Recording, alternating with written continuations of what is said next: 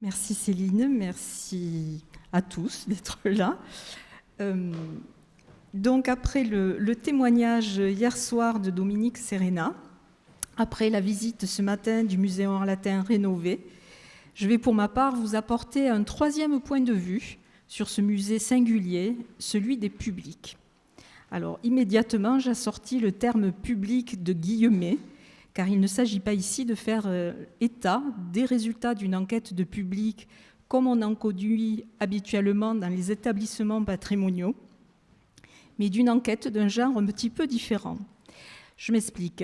En 2004, à l'heure de reformuler le projet scientifique et culturel du Muséum Arlatin, Dominique Serena s'est tournée vers mon laboratoire d'alors, le LAIC, le laboratoire d'anthropologie et d'histoire sur l'institution de la culture, pour passer commande d'une recherche dont la finalité était d'alimenter la réflexion de l'équipe du musée qui était alors engagée dans l'élaboration de son projet de rénovation. La commande est allée de pair avec l'assignation d'un terrain, les publics et les non-publics arlésiens. Alors cet intérêt peut a priori surprendre, mais on revient de ce premier mouvement d'étonnement à considérer le rapport particulier que ce musée entretient avec les Arlésiens depuis sa création. Mistral le premier, en mettant en forme un héritage identitaire et en s'appuyant sur le musée pour en assurer la transmission, a fait des Arlésiens ses premiers légataires. Légataires triplement impliqués vis-à-vis de ce musée, puisqu'ils en sont à la fois les destinataires, le sujet donné à voir, mais aussi les acteurs, appelés qu'ils sont par leurs dons à constituer les collections. Et tout au long du XXe siècle et jusqu'à nos jours, ce musée et les Arlésiens n'ont cessé d'entretenir cette triple relation. Pour autant, d'aucuns pourraient quand même estimer trop étriqué, trop ciblé l'intérêt alors porté par la conservatrice et son équipe au public du musée. Il ne fait pas moins signe d'une ouverture, celle qui est alors prônée à l'égard des communautés, pour user de la terminologie unesquienne, par toute une série de textes, la Convention de 2003 pour la sauvegarde du patrimoine culturel immatériel, la Convention de Faro en 2005 sur la valeur du patrimoine culturel pour la société, ou encore la Déclaration de Fribourg de 2007 sur les droits culturels, texte invitant les musées à se déprendre de l'élitisme, cette discrimination ethnique ou sociale dont ils sont coutumiers, à remplir un double devoir de coopération et de respect, à franchir une multitude de limites qui les ont parfois maintenus au-dessus ou hors de portée du commun des mortels, pour le dire cette fois avec les mots de Richard Currin en 2004 à la tribune de l'ICOM.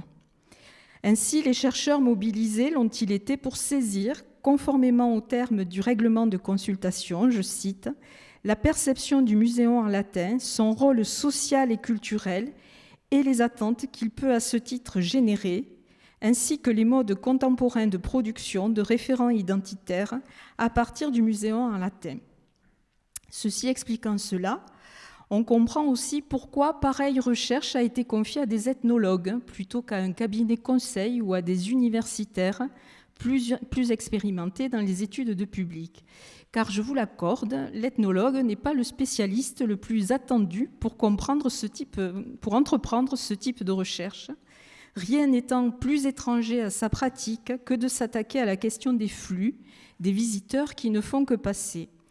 Comme vous le savez, nous avons plutôt l'habitude en anthropologie de fonder nos investigations sur des relations patiemment construites, nouées dans l'écoute attentive, sur l'observation répétée, le tout adossé à la production d'une confiance réciproque. Et c'est donc justement avec ces outils méthodologiques que le terrain arlésien a été investi et partagé par quatre chercheurs impliqués pour comprendre comment, à la veille de sa rénovation, ce musée s'inscrivait dans la vie et l'identité des Arlésiens. Rénover le Muséum Arlatin, Dominique l'a dit hier soir, c'est en un sens entreprendre de faire le deuil du fondateur. Et c'est bien ce qui a été conseillé à Dominique Serena, qui dans les années 90 participait, elle l'a dit aussi, assidûment à la réflexion autour d'Émile Avalian sur l'histoire et le devenir des musées de société. Rien n'est moins évident en Arles, et Dominique n'avait pas a priori besoin d'une enquête ethnologique pour en prendre conscience. Elle, dont la famille est originaire de la région, a passé, enfant, ses vacances en Arles. Elle y a porté le costume de Mireille et en compagnie de son grand-père, elle a arpenté le musée Orlatin pour y rechercher, comme le font la plupart des Arlésiens, un objet légué par sa famille, en l'occurrence le drapeau d'une amicale léguée par un grand-oncle. Pour l'avoir expérimenté elle-même, elle est donc parfaitement au fait de la fonction identitaire que remplit le musée aux yeux des Arlésiens et l'image d'eux-mêmes qu'ils réfractent et qu'ils viennent, un peu narcissiquement, contempler et donner à contempler.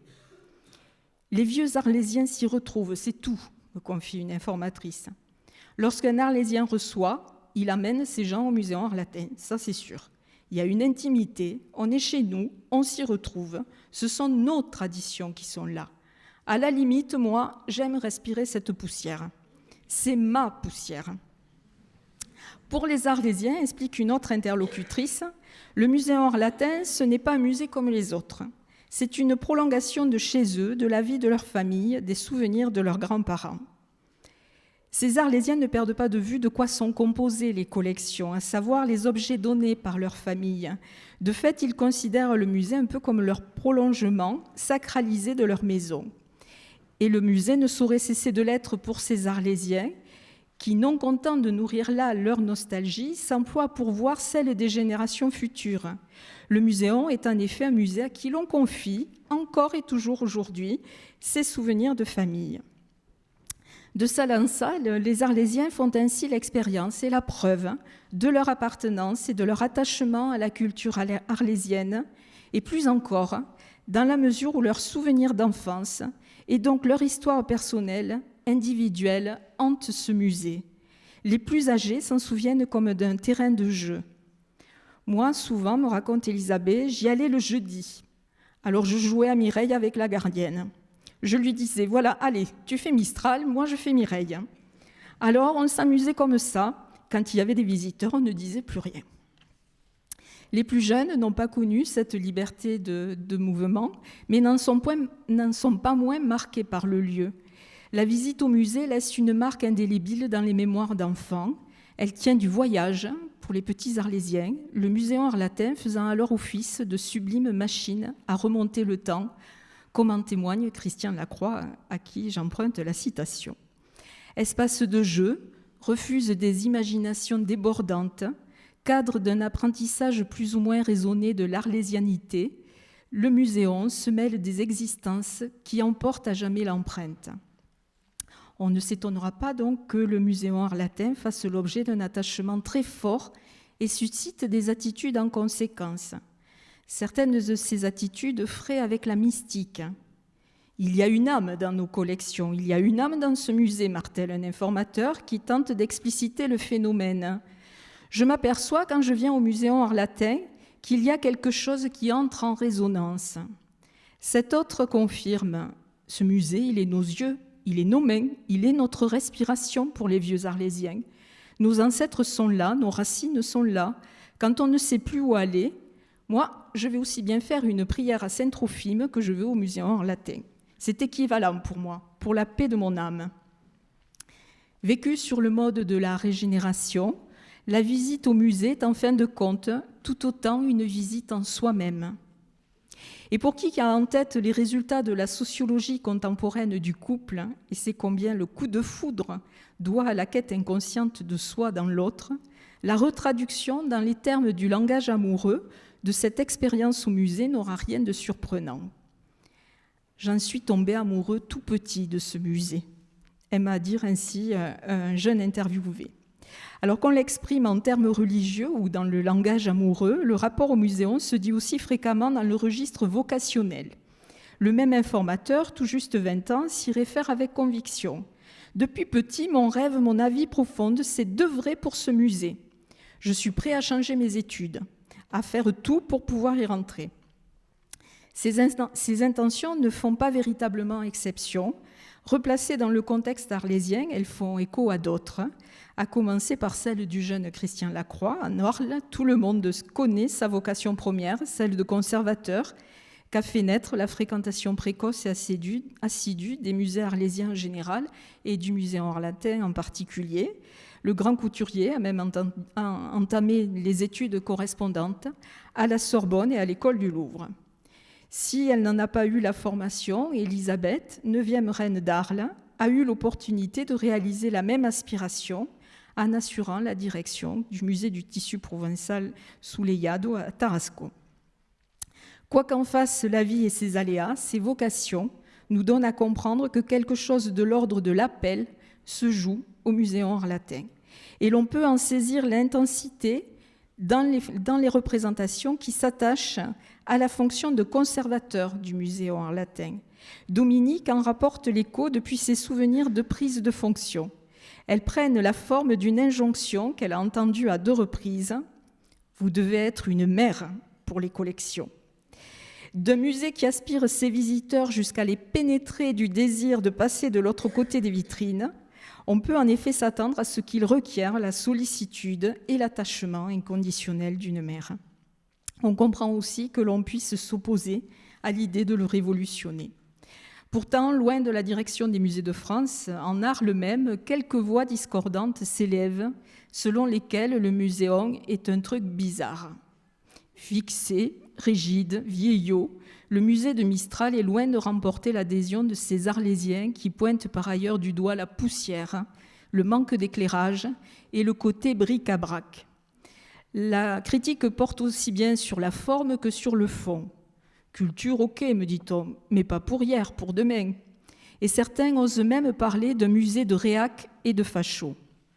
En Arlésie, comme en muséologie, le muséum fait débat. Et c'est sur la base paradoxale de cet impossible et nécessaire deuil que s'esquissent, dans le courant des années 90, les orientations majeures de la politique muséale du Muséum Henri-Latin. Le respect de l'héritage, qui n'exclut pas, dans l'esprit de la conservatrice, le droit d'inventaire intellectuel. Dans les faits, ce parti pris se traduit par une approche globale et distancée des collections. Dominique se penche alors sur l'histoire de l'institution, en contextualise les étapes et met en exergue ses ressorts identitaires. Pour le musée, le tournant est d'importance. Il ne s'agit plus de produire des éléments d'identification et d'alimenter des sentiments d'appartenance, mais il s'agit d'interroger, de donner à penser ces éléments tels qu'ils ont été mobilisés et mis en scène au musée. L'idée de musée du musée est l'aboutissement de ce retournement qui, avant de s'appliquer à l'exposition permanente au sein du muséum rénové, inspire donc, au moment où l'enquête est menée, les expositions temporaires et les médiations proposées par le musée. Donc à l'heure de l'enquête, ces opérations de préfiguration donnent déjà le là. Elles semblent cependant inaperçues. Les inconditionnels du musée, comme ses contempteurs, souffrant apparemment de la même cécité.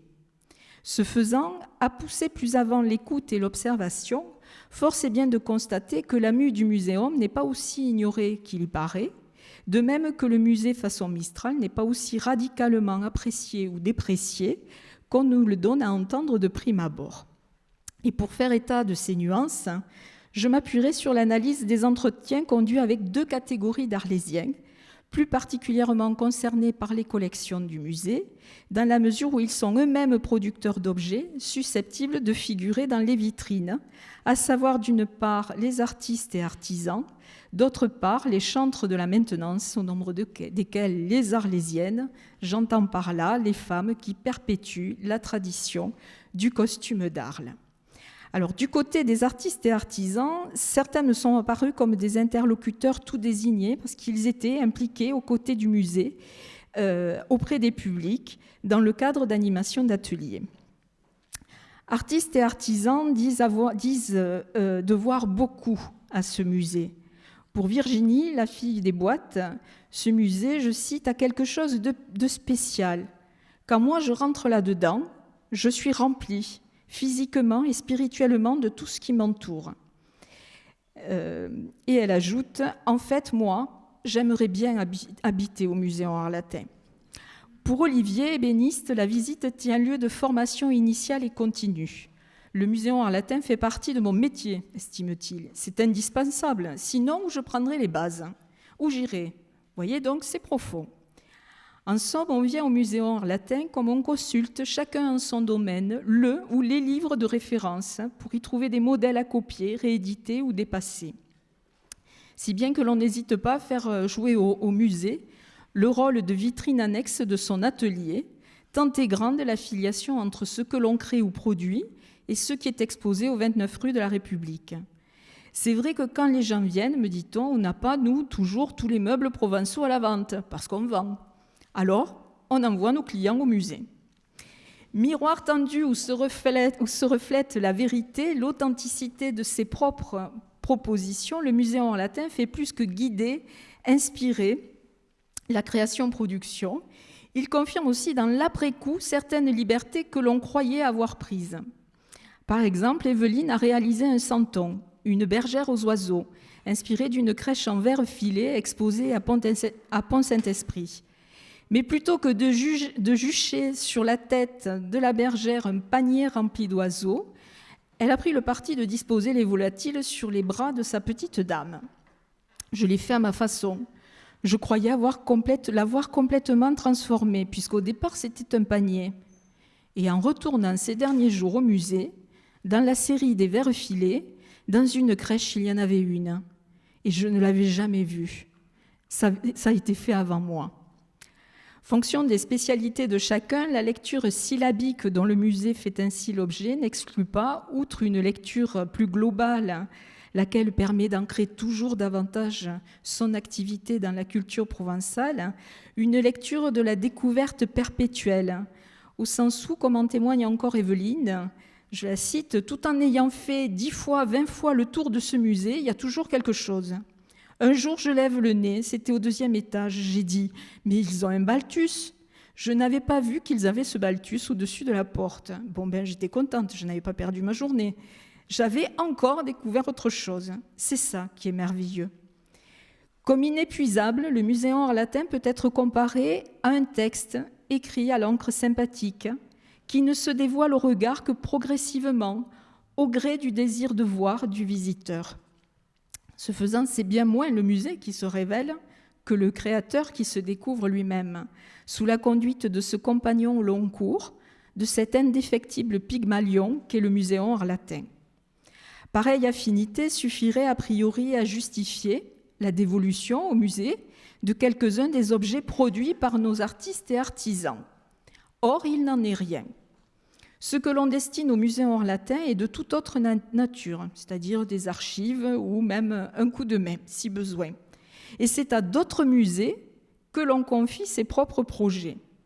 Et dans une belle unanimité, on argue de la difficulté de la démarche. On me dit que ça doit être trop compliqué.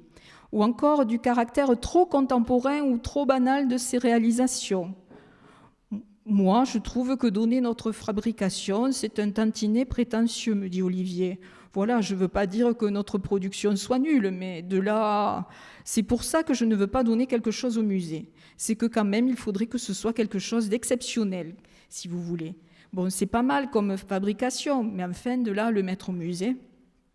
Mais en même temps, dans une tout aussi belle unanimité, on fournit à l'ethnologue un démenti à chacun de ces arguments. Quand ces artistes artisans parlent de leur création-production, il n'est en effet question que d'objets fabriqués dans les règles de l'art et destinés à traverser le temps. Il n'est question que de pièces d'exception portant la marque de leur créateur.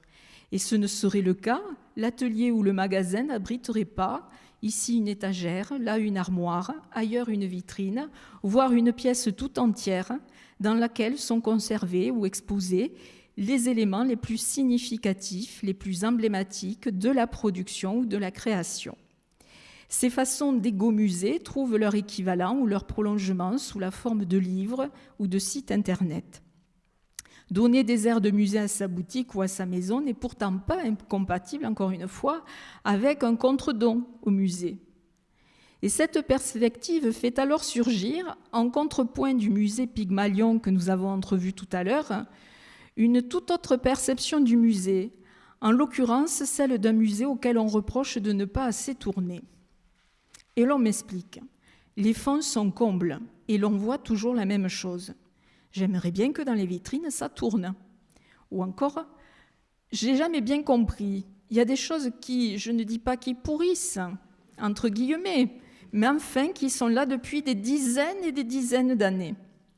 L'image d'un musée purgatoire ou d'un musée mausolée bride alors les rêves éveillés que caressent ceux qui voudraient voir leur trésor entrer au paradis de la collection permanente. C'est clair que noyer dans la masse tout ce qu'on a, la perspective est si peu envisageable que cet informateur laisse sa phrase en suspens, laissant entrevoir un musée capable de nier ses toux de créativité, de connaissance, de patience, dont il inspire la formation.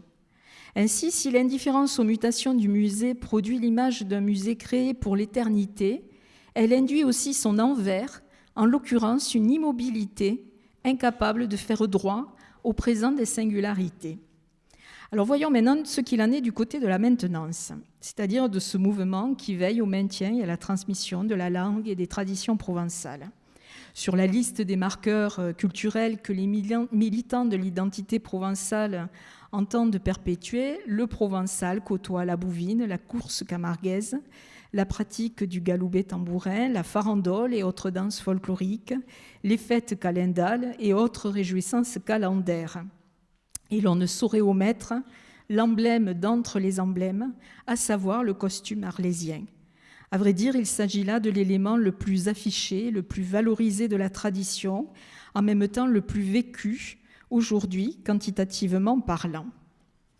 Alors, on n'a pas de statistiques à proprement parler, enfin, je ne crois pas, permettant d'évaluer exactement le nombre de filles et de femmes qui s'habillent aujourd'hui, mais on est toujours impressionné par l'ampleur du défilé, le jour de la fête du costume, tous les premiers dimanches de juillet, ou le jour de la Festo Virginenco, qui a lieu chaque année le dernier dimanche de juillet au Sainte-Marie de la Mer. Ce jour-là fait aussi également la démonstration de cet engouement pour le costume. En 2021, elles étaient 83 à s'engager ainsi à porter le costume toute leur vie. Ces différents acteurs de la maintenance sont unanimes pour dire que le musée est la pierre angulaire de notre tradition, et davantage encore. Car c'est là que ces mainteneurs, dont l'ambition première est précisément de transmettre, de faire comme nos prédécesseurs, je cite, de faire passer cette tradition au fil des générations, c'est là qu'ils puisent, disent-ils, l'esprit de la transmission qui préside à leur action.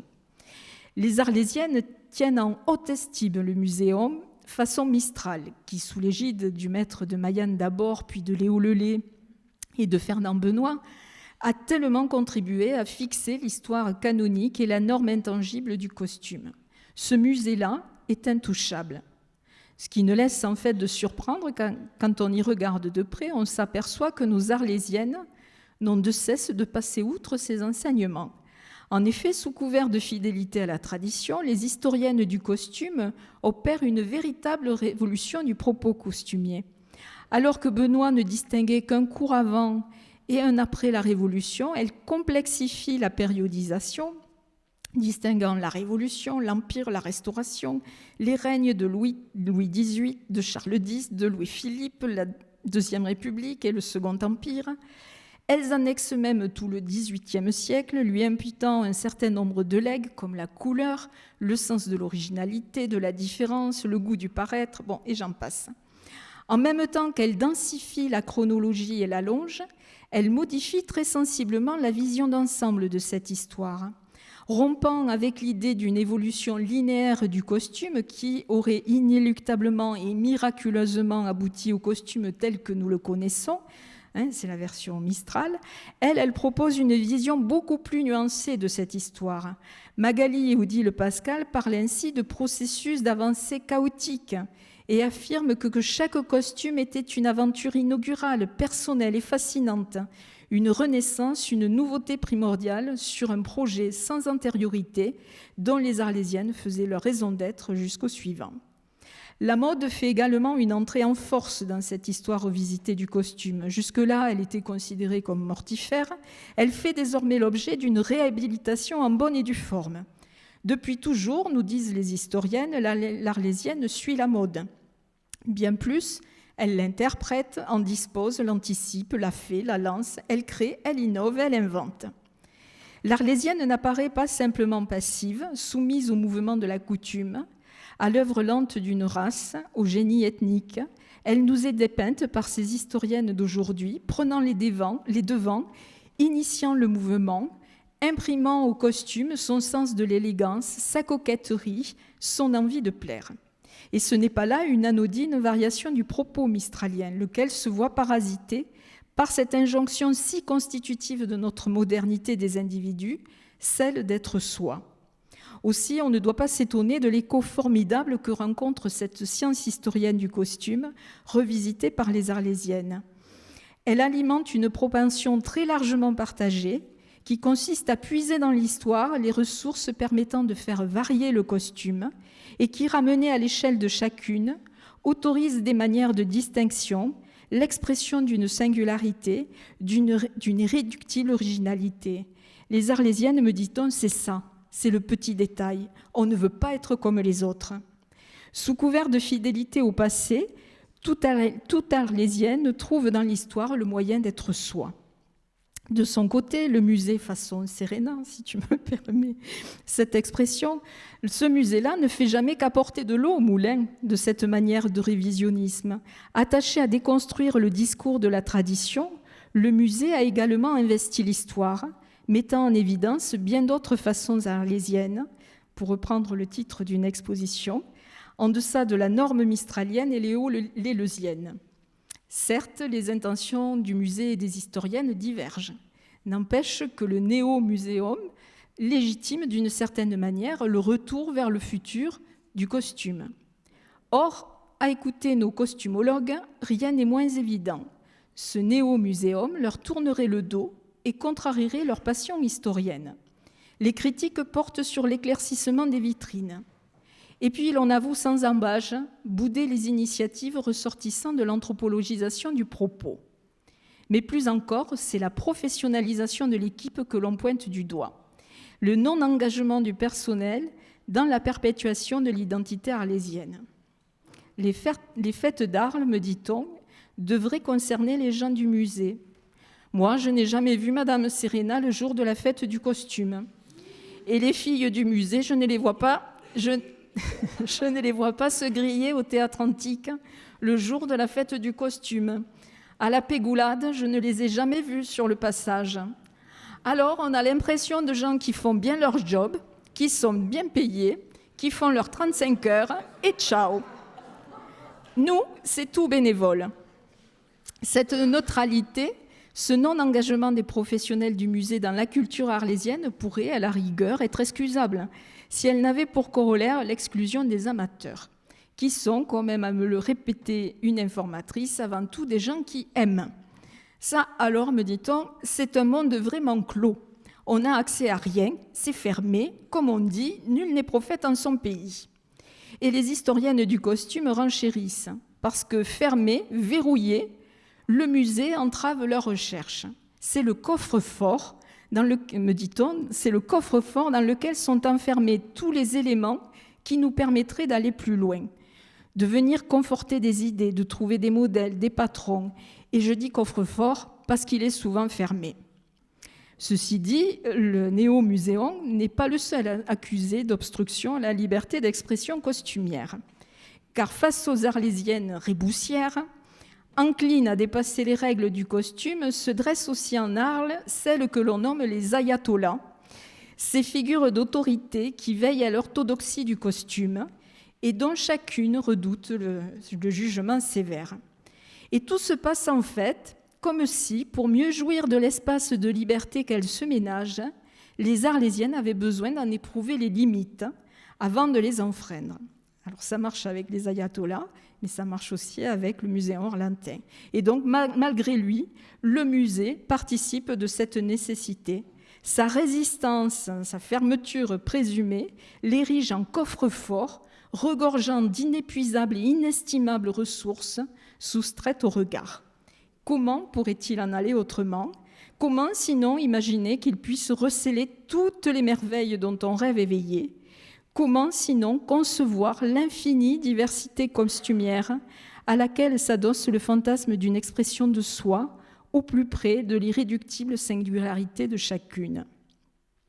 Au-delà de la fidélité proclamée au musée de Mustral, au-delà de ses corollaires, l'indifférence, sinon l'hostilité aux nouveaux propos expographiques, l'enquête a donc permis de saisir le caractère performatif, l'efficace de pareils partis pris. L'un et l'autre sont de principe, et quoique largement démentis dans les faits, leur énonciation n'en est pas moins nécessaire pour rendre possible une dissidence, un affranchissement de la tradition. En jouant de la sorte de la confrontation des catégories, amateurs versus professionnels, muséologie mistralienne versus muséologie de société, le besoin de singularisation ici à l'œuvre nous convie à sortir de la vision quelque peu manichéenne auquel l'analyse conduit habituellement, à savoir quelque chose d'un grand partage entre deux conceptions antinomiques de l'identité qui seraient au cœur des passions que suscitent les musées. Conception, celle chaude, mystifiante, portée par l'amateur, et puis celle froide, réaliste, portée par le professionnel. En d'autres termes, la conscience et le sentiment de soi que l'on voit affleurer aussi bien chez les artisans et les artistes que chez les arlésiennes invitent à affronter la complexité des situations pour des analyses plus fines et au plus près du terrain. Voilà, et je vous remercie.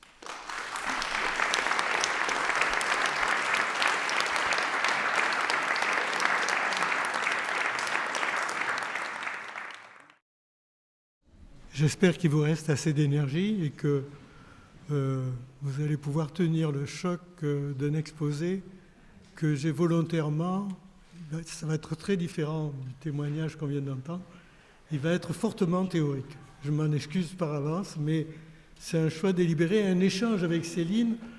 J'étais parti sur une autre piste et puis elle m'a dit non, il faut que tu reviennes aux bases. Et donc pour que précisément les concepts soient en place, j'ai pris la précaution, ce que je ne fais jamais, j'ai pris la précaution d'écrire le texte sur les diapositives, et donc vous pourrez comme ça. Alors, moi je suis chercheur en muséologie. Je fais partie du petit groupe qui a imaginé qu'on pouvait à l'université faire de la recherche sur les musées. J'ai participé à la création du premier doctorat de muséologie, qui n'est pas un doctorat d'histoire de l'art, parce que quand on m'invite dans une table ronde, on fait comme si j'étais un historien d'art. Je ne suis absolument pas un historien d'art, et je pense que la muséologie ne peut pas se confondre avec l'histoire de l'art. Donc, j'ai fait partie du petit groupe de gens qui pensaient qu'on ne pouvait pas laisser les musées dans les mains de l'École nationale du patrimoine, qu'il fallait que l'université s'en occupe. Et j'ai aussi contribué j'ai créé un des premiers laboratoires de recherche en muséologie. Alors qu'est-ce que c'est que la muséologie? En fait, dans l'école d'Avignon, puisque c'est la dernière université où j'ai travaillé, c'est une combinaison de deux disciplines qui n'est permise que parce qu'on a inscrit la muséologie dans les sciences de l'information et de la communication, donc pas en sociologie, pas en éducation non plus, parce qu'il y avait la tentation de mettre les musées et dans l'éducation et chez les sociologues, dans la foulée des travaux de Bourdieu. Donc, il y a d'une part un volet, dans l'école d'Avignon, un volet sociologique centré sur les publics. Nous avons fait un très très grand nombre d'enquêtes un peu partout dans ce pays sur les publics des musées et celui des expositions, et notamment pour ma part à Arles. Et puis, d'autre part, il y a un volet un peu plus difficile, sur lequel il est un peu plus difficile de communiquer, qui est un volet strictement sémiotique, pour s'intéresser au discours de l'exposition. Et donc, vous voyez bien que la recherche en muséologie, c'est un va-et-vient entre le discours du musée, c'est-à-dire l'exposition, et d'autre part, et la production de ce discours par les professionnels et les spécialistes qui travaillent dans les musées, qui sont des commissaires invités par le musée, et puis d'autre part, les publics, avec une distinction très importante. C'est la première chose que je demande quand j'arrive dans un musée. Je dis, quelle est la proportion des publics captifs vis-à-vis des publics spontanés? Et donc, quand on vous dit que 80% ou 90% des publics, la moyenne des musées en France, c'est moins de 20 000 visiteurs. Et c'est assez fréquent que dans des musées de moins de 20 000 visiteurs, 80 ou 90% des publics soient des publics captifs, c'est-à-dire qui n'ont pas choisi de venir dans le musée, mais pour lesquels des enseignants, des animateurs, des responsables pédagogiques ont décidé que c'était vraiment très important pour eux de visiter des musées. Alors, donc, c'est cette combinaison entre l'analyse du discours d'exposition, c'est-à-dire la production de l'exposition, et puis d'autre part, la reconnaissance de ce discours par les publics, qui est le cœur de la recherche en muséologie. Et c'est ce que nous faisons toujours, et ce qui continue de se faire. Moi, j'ai quitté l'université il y a déjà quelques années. Maintenant, je continue à faire un peu de recherche, parce que c'est un virus dont on ne peut pas se défaire. Et quand j'aime beaucoup la phrase de ma collègue et amie anglaise Paulette McManus, à qui on disait « Mais à quoi ça sert la recherche en muséologie ?»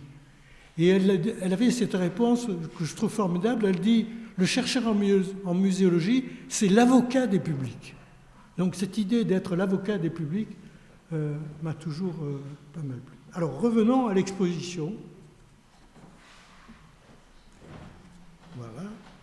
Donc les musées et les écomusées sont des institutions culturelles, et j'ai rappelé leur fonction qui authentifie, conserve et diffuse des patrimoines anthropologiques. Et vous vous rappelez, on en a parlé hier, du coup de force des médias vaillants qui, pour essayer de donner un peu de place et surtout des crédits aux musées qui n'étaient pas des musées des beaux-arts, a inventé ce concept que je trouve assez bizarre de musée de société. Comme si un musée ne pouvait pas être de société. Enfin bon, je ne veux pas discuter de ça maintenant. Les musées et les écomusées sont donc des institutions culturelles qui s'occupent du patrimoine anthropologique et pas des œuvres, pas des chefs-d'œuvre. Alors, si le musée est une institution permanente qui possède des collections inaliénables et imprescriptibles, vous savez que ces deux mots sont clés parce que c'est ceux qui ont été inscrits dans la loi musée. Sa mission est de diffuser, de faire partager les valeurs du patrimoine et des publics qu'on appelle les visiteurs. Christophe Pommian, qui vient de publier cette histoire mondiale des musées qui est absolument extraordinaire, dit que les musées fabriquent des sémiophores, c'est-à-dire des objets qui ne sont plus des objets, mais qui sont des objets destinés à transmettre des valeurs. Et donc, si on oublie la dimension symbolique des objets qui sont dans les musées, et le fait qu'ils transmettent des valeurs, on ne comprend rien au fonctionnement des musées. Et ce sont ces valeurs qui fondent le sentiment national. On discutait actuellement, là, dans le précédent exposé, de l'identité des Arlésiens, mais c'est clair que l'enjeu de l'exposition, c'est cette contribution à la diffusion du patrimoine, et le patrimoine ne joue réellement sa fonction que quand il est diffusé, et c'est-à-dire qu'il est transmis de génération en génération. Travailler dans un musée, c'est travailler à la transmission du patrimoine de génération en génération, et valeurs sémiophores, donc, qui fondent le sentiment national.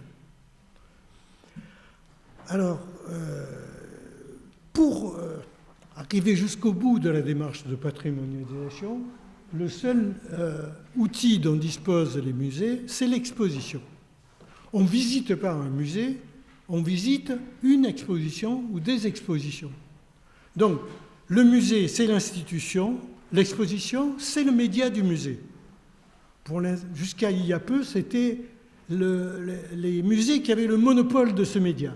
Ce n'est plus tout à fait le cas aujourd'hui.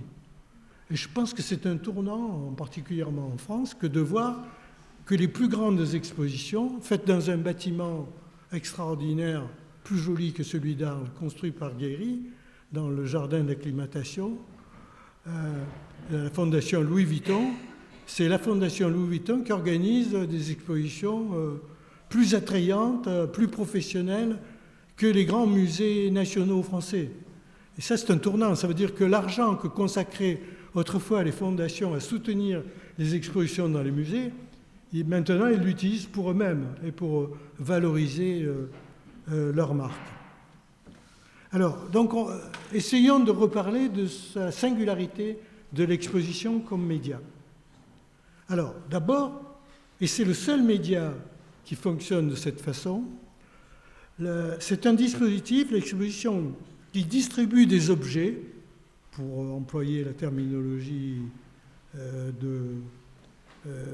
imposée par, son nom ne va pas me revenir, qui a proposé d'appeler Expo les unités d'exposition. Donc c'est un dispositif qui distribue des expos dans un espace selon un parcours. C'est le seul média, il n'y a pas d'autre média, le seul média qui pourrait un tout petit peu ressembler à l'exposition dans un musée, c'est la publicité dans la ville, qui est aussi des grandes images qui changent selon la manière dont on se déplace dans la ville. Mais sinon, tous les autres médias, justement, supposent un rapport proxémique stable. C'est-à-dire quand je regarde la télévision, je vais citer les autres médias, la radio, la télévision, le cinéma, ces médias-là, ou la lecture, ces médias-là, la presse, ces médias-là supposent un récepteur assis, qui ne bouge pas, et donc qui règle une fois pour toutes le rapport proxémique, c'est-à-dire la distance qu'il a avec le message qu'on lui propose. Ce qui n'est jamais le cas dans une exposition, puisque le visiteur se déplace. Par définition, visiter, c'est se déplacer en vue de reconnaître et de découvrir quelque chose. Donc, ce déplacement à l'intérieur d'une architecture dans laquelle on a aménagé un parcours, c'est la singularité du média exposition. C'est pour ça que c'est une des raisons pour lesquelles je me suis beaucoup intéressé à la signalétique, puisque la possibilité que l'on a ou pas de reconnaître sans effort le parcours pour se déplacer à l'intérieur du média, c'est déterminant pour la reconnaissance de ce qui est proposé. Alors, les objets qui sont distribués dans l'espace s'associent, surtout dans l'exposition contemporaine, avec d'autres registres sémiotiques, pour les identifier, les nommer, les commenter, les restituer. Et en général, alors c'est essentiellement les étiquettes, les textes qui sont affichés, accrochés aux objets qui sont présentés, mais ce n'est pas seulement ça, il y a aussi des panneaux introductifs, des panneaux explicatifs, et puis on ajoute d'autres registres, de la lumière, on ajoute du son, on construit des décors pour mettre en scène les objets. Et donc, en fait, aujourd'hui, c'est une équipe qui possède plusieurs compétences professionnelles, qui travaille à la conception de l'exposition. Ça ressemble un peu à la réalisation d'un film, la composition, la production d'une exposition. C'est-à-dire qu'on associe toutes sortes de corps de métier sous la direction non responsable, le chef de projet, le responsable d'exposition, le commissaire d'exposition, le directeur, peu importe comment on l'appelle, qui va vérifier que tous ces éléments permettent de construire un discours univoque et sans ambiguïté. Alors, donc, ce qui est très important, c'est qu'on va opposer, d'un point de vue justement de recherche sémiotique, une grammaire de production, c'est-à-dire tous les efforts que font ceux qui fabriquent l'exposition pour produire un sens, si possible perceptible par tout le monde, et puis d'autre part le travail que fait le visiteur, qui est de reconnaître ce discours et de s'approprier le contenu qui lui est proposé. Donc cette opposition entre production et reconnaissance, c'est tout à fait central parce qu'en parlant avec les visiteurs et en faisant des enquêtes, on s'aperçoit très vite qu'il n'y a pas une façon de reconnaître les expositions, mais qu'il y en a plusieurs et qu'elles ne sont pas de même nature. Et donc, que ça plaise ou que ça ne plaise pas à l'équipe qui a produit l'exposition, ce que le public va faire de l'exposition n'est pas forcément ce que le producteur de l'exposition avait prévu ou imaginé. Alors, la grande innovation qui s'est produite à la fin du XIXe siècle, c'est, dans l'histoire des musées, il y a d'abord le fait qu'on réunit des collections, on accumule des collections qui constituent le cœur du patrimoine, le fond même patrimonial. Et donc, la collection est évidemment toujours tellement importante que c'est impossible de toute la montrer. Donc, on extrait de la collection les pièces que l'on trouve les plus remarquables, les plus représentatives, et on présente dans tous les musées ce qu'on appelle la collection permanente, une exposition permanente. Et cette exposition permanente, en général, elle est quasiment stable et inamovible. Elle va être présentée pendant de très nombreuses années. Il y a même des musées très anciens qui ont encore leur exposition permanente qui avait été créée lors de l'ouverture. Donc, dès la fin du XXe siècle, on a compris que les musées ne pouvaient pas fonctionner seulement avec une collection permanente et une exposition permanente. Et a commencé à se développer un autre type d'exposition qu'on appelle l'exposition temporaire. Alors, l'exposition temporaire, c'est une innovation muséographique extrêmement importante.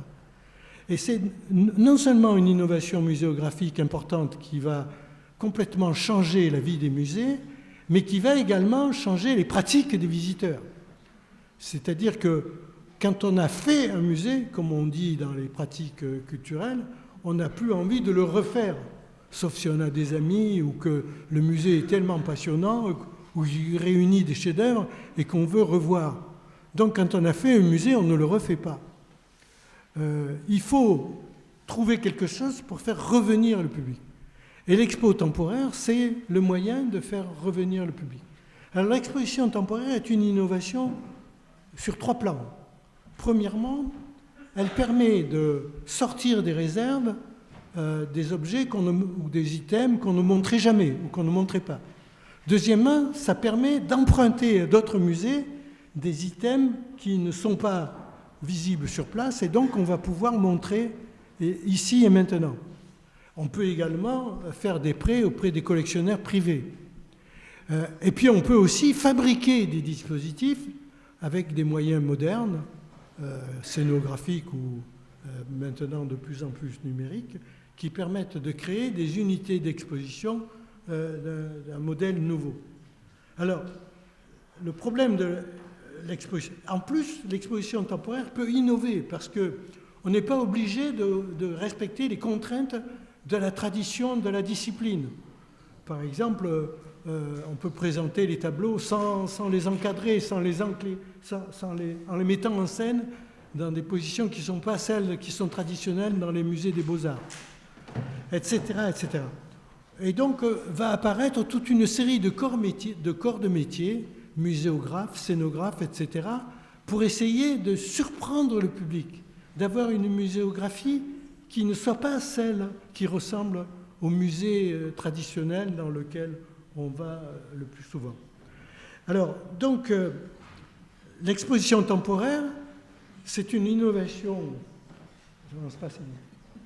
C'est une innovation qui bouscule la vie du musée et surtout, l'exposition temporaire suppose un budget complémentaire. Moi, j'ai souvent été invité par des élus ou par des professionnels. J'ai souvent été invité par des élus ou des professionnels qui me demandaient mon avis sur des musées qu'ils étaient en train de créer. Et je leur disais, il faut que vous pensiez à une chose, un musée, ce n'est pas seulement un investissement. Il vous faut prévoir un gros budget de fonctionnement. Et ils étaient sidérés quand je leur parlais du budget de fonctionnement, parce que pour eux, un musée, une fois qu'on l'a fabriqué et qu'on l'a créé, ça ne coûte plus rien. Alors, donc, je me souviens quand la ville d'Aix nous a demandé de faire une expertise sur les 11 musées de la ville d'Aix, la première chose que j'ai demandé au directeur général de service de la ville d'Aix de m'envoyer le budget des musées. Et le budget des 11 musées aixois, c'était 5 000 €. Donc, ça veut dire que les 11 musées d'Aix devaient se partager 5 000 €. Autrement dit, qu'ils ne faisaient pas d'exposition temporaire. Alors, donc, c'était une bagarre, ça, vous savez, pour que les musées d'Aixois ne basculent pas dans la métropole marseillaise. Vous avez entendu parler de cette dispute à propos de la disparition ou de la non-disparition du département et des pays d'Arles. Donc, finalement, les musées d'Aix sont sortis de la métropole et sont restés aixois. Et je pense que peut-être que je ne suis pas retourné à Aix, peut-être que la ville leur a donné... Alors, donc, ça veut donc dire que le fait que les musées soient obligés de chercher des crédits pour créer des expositions temporaires, plus l'exposition est réussie, plus elle est grande et plus elle est spectaculaire, plus elle coûte cher. Même si les prêts, jusqu'à il n'y a pas très longtemps, entre musées étaient gratuits, il faut voir ce que ça veut dire gratuit. S'il faut payer le transport, l'assurance et la restauration du tableau, ce n'est pas si gratuit que ça. Alors, donc, ça veut donc dire qu'un musée qui n'a plus d'exposition temporaire, c'est comme un média qui est en panne. Quand vous allumez votre télévision et que l'image est grise, vous dites qu'est-ce qu'il y a qui ne va pas? Ils font grève. Donc un musée qui n'a pas d'exposition temporaire, c'est un musée qui est arrêté. Moi, je me souviens de ma première visite au Grand Musée des Beaux-Arts qui est dans la périphérie de Lille. Je suis arrivé et il y avait un camion de déménagement qui était en train d'emballer des caisses et de transporter des caisses. Et donc je dis, je viens pour enfin visiter le musée qui vient d'ouvrir, je ne l'ai toujours pas vu. On me dit, monsieur, vous n'avez pas de chance, hein, l'exposition est terminée. Et moi, je voyais bien dans les salles la collection permanente, mais le personnel d'accueil du musée pensait que ce n'était pas la peine que je rentre parce que l'exposition temporaire venait d'être fermée. Alors, j'avance. Donc un musée sans exposition, c'est un musée mort ou en panne. Ça veut dire que le personnel des musées il doit passer son temps à essayer de trouver des ressources économiques. Et puis, un autre défaut de l'exposition temporaire, c'est qu'elle est difficilement réutilisable. D'abord parce que si on a fait des prêts, ça veut dire qu'il faudrait prolonger la durée des prêts.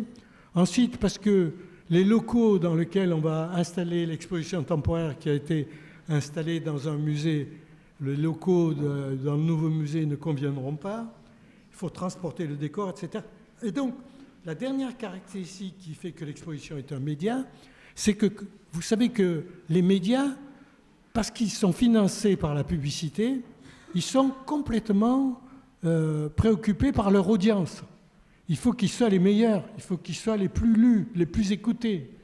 Et donc, on voit bien que quand moi, à un moment donné, quand je circulais encore pas mal dans les musées et que je parlais avec les responsables des expositions, ils me disaient « Ah, ma dernière exposition, c'était pas si mal. Tu sais, j'ai fait 50 000. » J'ai fait 50 000, ça veut dire quoi, j'ai fait 50 000? C'est-à-dire que le score du nombre d'entrées devient une espèce d'élément de mesure de la qualité de l'exposition.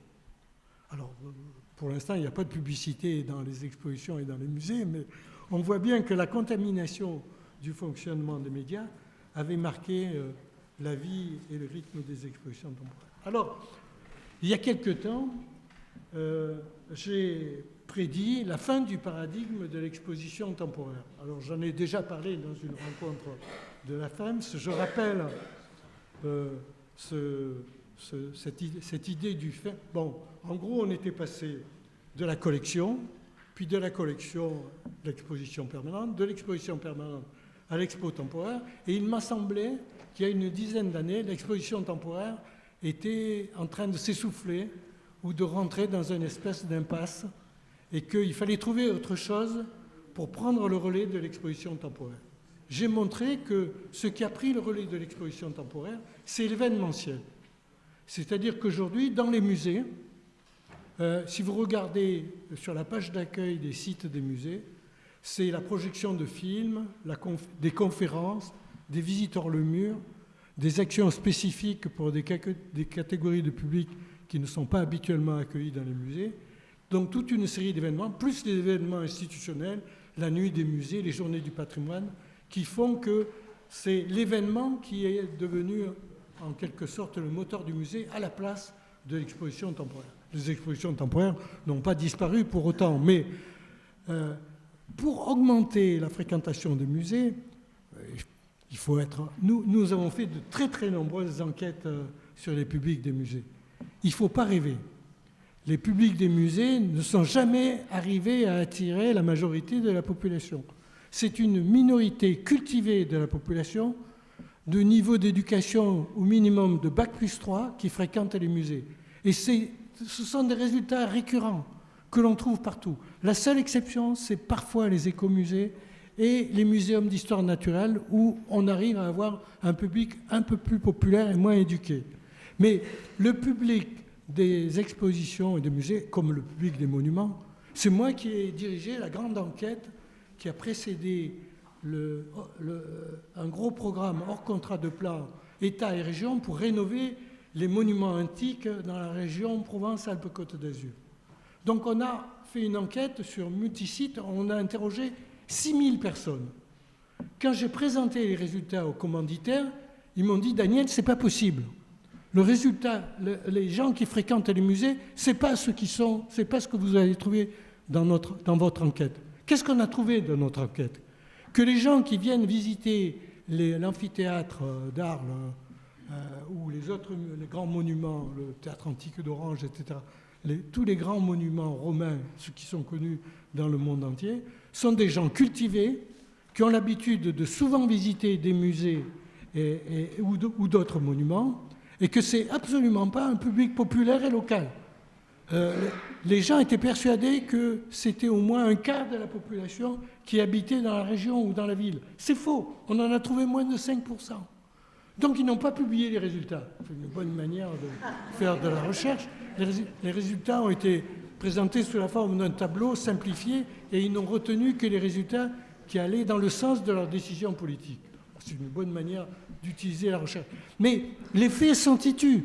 Les faits s'en tituent. Le public qui fréquente les monuments, le public qui fréquente les musées, c'est un public cultivé. Et aujourd'hui, je vais ajouter une autre dimension qui est très inquiétante, c'est un public âgé. Et donc la question ce sera la conclusion de mon exposé, la question du renouvellement des publics va se poser. Alors, donc, je passe sur l'accélération et sur ma référence à Armut Rosa. Si vous n'avez pas lu le livre d'Armut Rosa, Accélération, une critique sociale du temps, je vous le recommande fortement. Alors, comment faire aujourd'hui pour faire, ça je réponds à ta commande Céline, comment faire aujourd'hui pour que l'exposition soit durable? Alors, je crois que ce que nous ont montré la succession des expos temporaires, c'est plus la mise en scène des expos, plus la mise en scène de l'expo est marquée, typée, originale, et plus elle vieillit. Autrement dit, je crois que moi je suis partisan de la muséographie invisible, celle dans laquelle vous sortez du musée, vous sortez de l'exposition, et vous n'avez pas compris comment l'exposition a été fabriquée. C'est une espèce de parcours, je le qualifierais de naturel. Plus l'exposition utilise des trucs, immersion, enfin tous les trucs à la mode dont on nous rabat les oreilles et qui veulent strictement rien dire, puisqu'on est dans l'espace. De toute manière, pourquoi une exposition serait-elle plus ou moins immersive? On est forcément immergé dans l'exposition. Donc, plus on a un truc, et plus l'exposition vieillit, plus elle se démode. Donc, je préconiserais à tous les gens qui fabriquent des expositions ou des nouveaux musées de rendre la scénographie invisible ou naturelle. Je ne sais pas si... Après, alors l'exemple du musée en latin, évidemment, est remarquable. Avec les musées et leurs premières expositions, on a fabriqué des chefs-d'œuvre muséographiques. Et la question de la sauvegarde de ces chefs-d'œuvre muséographiques se trouve réellement posée. Donc moi j'ai ressorti une mauvaise photo de la vitrine du vin de Bourgogne au musée du vin de Bourgogne de Bonn. Elle n'existe plus, cette vitrine. Elle a été tellement transformée et dénaturée que je ne sais pas s'il peut se retourner dans sa tombe, GHR, mais ça vaudrait le coup qu'il la revoie, il serait effondré. Alors, donc, cette vitrine, qui est un chef-d'œuvre, elle est indémodable. Alors, on a l'exemple des deux grands dioramas de Frédéric Mistral. Je connais par le détail le menu, puisque j'ai suivi des opérations, le travail extraordinaire qui a été fait pour les remettre en état et pouvoir les présenter dans le musée, avec pas assez de recul quand même, mais ça fait rien, elles sont là. C'est clair que quand on a des chefs-d'œuvre muséographiques, il faut les garder, parce que c'est inusable. Bon, j'ai fait un grand voyage à New York et j'ai vu les grands dioramas du Muséum d'histoire naturelle de New York. Quand on a vu une fois des dioramas comme ça, ils se gravent dans la mémoire et on ne les oublie plus jamais. Bon, ces dioramas sont fautifs sur le plan scientifique. Et les textes écrits en anglais même quand on ne connaît pas bien l'anglais, sont tout à fait pitoyables. Il est grand temps de les changer. C'est une conception complètement dépassée de l'écologie. Mais ça ne fait rien, ce sont des chefs-d'œuvre muséographiques. Ils les ont restaurés il n'y a pas très longtemps et ils ont bien fait, parce que ça vaut le coup d'aller à New York. Rien que quand j'ai emmené mes amis qui m'accompagnaient à New York en disant il faut aller voir les dioramas du Muséum d'histoire naturelle, ils m'ont tiré la gueule jusqu'au moment où ils étaient devant, où ils ont dit « t'as bien fait de nous montrer ça ». Alors, bon, je crois que cette idée de la durabilité des chefs-d'œuvre ethnographiques, c'est une manière tout à fait formidable de résister à ce qui est l'obsolescence programmée des expositions. Alors, je crois qu'à la fin du temps 1, je vais vous présenter la photo de... C'est une vitrine nouvelle, elle n'existait pas dans l'ancien musée. Je suis sûr qu'on a un chef-d'œuvre muséographique et que le musée va pouvoir le garder très très longtemps. Il y a un seul défaut, c'est que l'étiquette est un peu loin et qu'on ne peut pas regarder la vitrine et lire le contenu de l'étiquette. J'ai préconisé déjà à Céline de trouver une solution pour... On tourne le dos quand on lit l'étiquette numérique, on tourne le dos à la vitrine. Alors, la deuxième piste, celle-là je l'ai déjà évoquée, c'est d'intégrer la mobilité dans le permanent de manière à transformer la structure même de l'offre. Alors, si vous ne l'avez pas encore vu, il faut évidemment aller à Narbonne pour voir Narbovia, qui est ouvert depuis l'an dernier, où on a un dispositif qui fait plus de 100 mètres de long sur 10 mètres de haut, dans lequel on présente 400 blocs sculptés sur des palettes, comme dans un entrepôt de Leroy Merlin. Et derrière, il y a un transstocker qui marche. Le voilà, j'ai trouvé une photo du transstocker, qui est susceptible de déplacer ces blocs d'un endroit à l'autre du dispositif de présentation et surtout d'aller en chercher d'autres dans les réserves pour les substituer aux 400 blocs qu'on voit quand on est devant. Narbovia, si vous ne l'avez pas vu, c'est probablement un des dispositifs les plus innovants. Alors, après, je voudrais revenir sur ce qui est le travail même du musée et qu'on a appelé dans le début des travaux des ethnologues sur les musées l'objet témoin. Les écomusées et les musées de société, ils fabriquent des collections qui sont des collections d'objets ordinaires.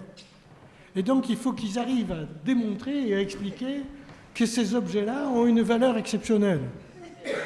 Alors donc ça, c'est un petit morceau de canne. La canne de Provence, c'est une espèce de grande graminée invasive.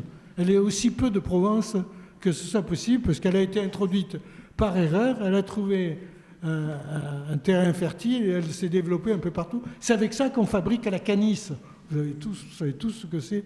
Ne confondez pas la canne de Provence et le roseau. Vous verrez des roseaux demain au musée de la Camargue. La canne de Provence, ce n'est pas un roseau.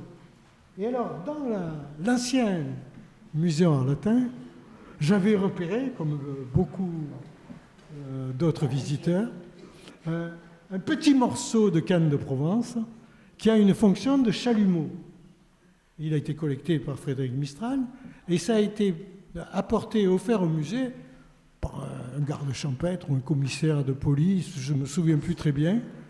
Et en fait, l'étiquette disait que c'était un chalumeau utilisé par un nervi marseillais pour voler du vin sur le port de Marseille. Donc, vous voyez comment un modeste morceau de canne de Provence, une espèce invasive, taillé avec un couteau de poche, devient un objet témoin dans un musée de société. Je trouve cette histoire absolument... j'espère qu'elle vous plaira et que vous retiendrez cette idée de l'objet témoin et du travail que vous faites dans les musées de société. Alors, demain, vous allez voir un autre objet témoin. C'est pour ça, c'est une manière de préparer votre visite. Cet objet témoin est aussi présent dans le musée en latin. c'est le crochet de raseteur. C'est un objet qu'on tient dans la main, à gauche ou à droite, selon qu'on est gaucher ou droitier. Il y en a un qui est présent dans le temps sous la forme d'un dispositif tactile pour les non-voyants. Alors, le crochet de raseteur, la course camarguaise, c'est un jeu typiquement provençal et même camarguais, et dans lequel on doit s'approcher d'un taureau camarguais, en général agressif et sauvage, qui course celui qui essaie de lui arracher les attributs qu'on a posés entre ses cornes, la cocarde et les glands. Et donc, voilà là, une scène de la course camarguaise où on voit le raseteur, celui-là il s'appelle Gauthier, qui est en train d'essayer de tenter d'arracher les attributs. Et puis, je vous ai mis en dessous la photo d'un très beau diorama que vous allez voir demain au musée de Camargue, qui est un diorama fait par un amateur passionné et qui a été donné au musée il y a peu de temps, et c'est pour ça que je l'ai découvert, et dans lequel on voit également, sur ce diorama, un crochet avec un raseteur qui tient son crochet dans la main. Alors, je m'approche de la conclusion de mon exposé. C'est presque fini. Alors, il y a un chercheur que je connais depuis très très longtemps, parce que c'est un des pères de la sémiologie à la française, qui s'appelle Louis Prieto. Et il a écrit un texte, je vous donnerai la référence si vous voulez le lire, c'est un petit bijou qui s'appelle « Le mythe de l'original ». Alors, je vous lis ce qu'a écrit Louis Prieto. Je ne change pas une ligne, pas un mot. Il y a un peu plus d'un an, j'ai vu exposer dans un musée de Berlin-Est une machine à écrire, une Erika portable d'un modèle courant des années 30, laquelle, selon l'étiquette attenante, avait été utilisée dans les imprimeries clandestines de la résistance au nazisme. Peut-être ce qui était écrit sur l'étiquette n'était-il pas vrai, mais de toute façon, j'en ai été ému.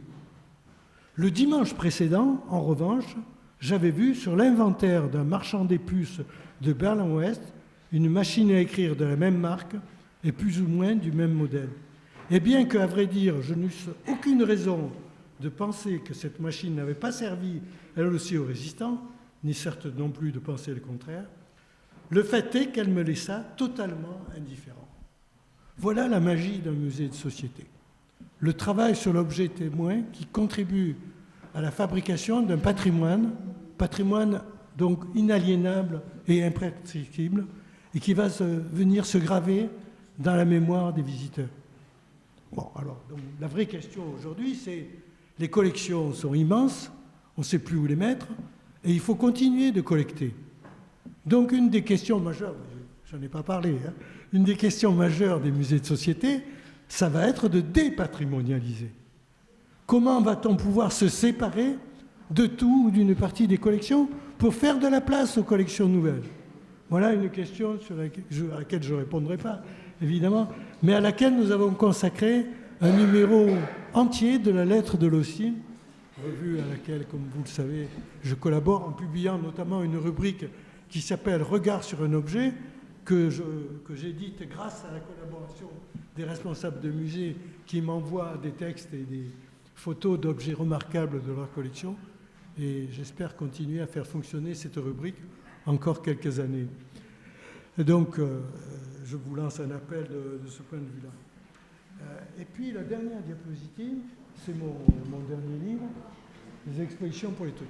Les nouvelles sur le front des musées sont mauvaises.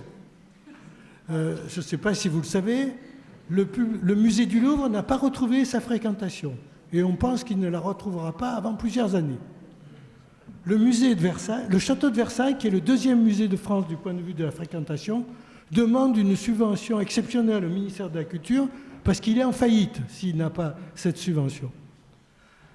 Le maire est parti, mais je voulais lui dire que Arles reçoit 1,5 million de touristes par an. Le monument le plus fréquenté, l'amphithéâtre, c'est 100 à 150 000 visiteurs par an. Ça veut dire que la visite du patrimoine à Arles, c'est faire un tour dans les rues en considérant que c'est une ville formidable, remplie de vieilles pierres. Tu te souviens, c'est l'enquête qu'on a fait avec Fabrice dans lequel le témoignage qui revenait le plus souvent, c'était celui-là. On interrogeait les gens dans la rue et on leur disait « Qu'est-ce qui vous a plu dans... Ah, j'adore les vieilles pierres.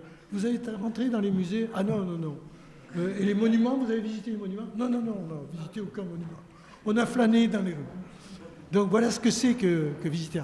Alors, donc, l'enquête formidable que fait le ministère de la Culture sur les pratiques culturelles des Français montre qu'aujourd'hui, les jeunes ne vont plus ni dans les théâtres, ni au concert, ni dans les musées. Ils préfèrent utiliser le numérique. La chute qui a été marquée par le Covid et l'impossibilité de se rendre dans les lieux publics va laisser des traces durables. Et je pense que malheureusement, ce qui a sauvé les musées jusqu'à présent, c'est que la France, vous le savez comme moi, est la première destination touristique au monde. Nous avons plus de visiteurs étrangers que d'habitants. Et je pense que ce sont eux qui ont réussi à combler les vides de la fréquentation de la population nationale. Et si le tourisme ne repart pas, et on n'a aucune certitude concernant le redémarrage des pratiques touristiques, y compris avec l'écologie punitive qui vous roule des gros yeux quand vous prenez l'avion, donc ça va être compliqué de se déplacer pour venir de très loin visiter la France. Donc moi je suis extrêmement inquiet concernant l'avenir de la fréquentation par les publics des musées et des expositions.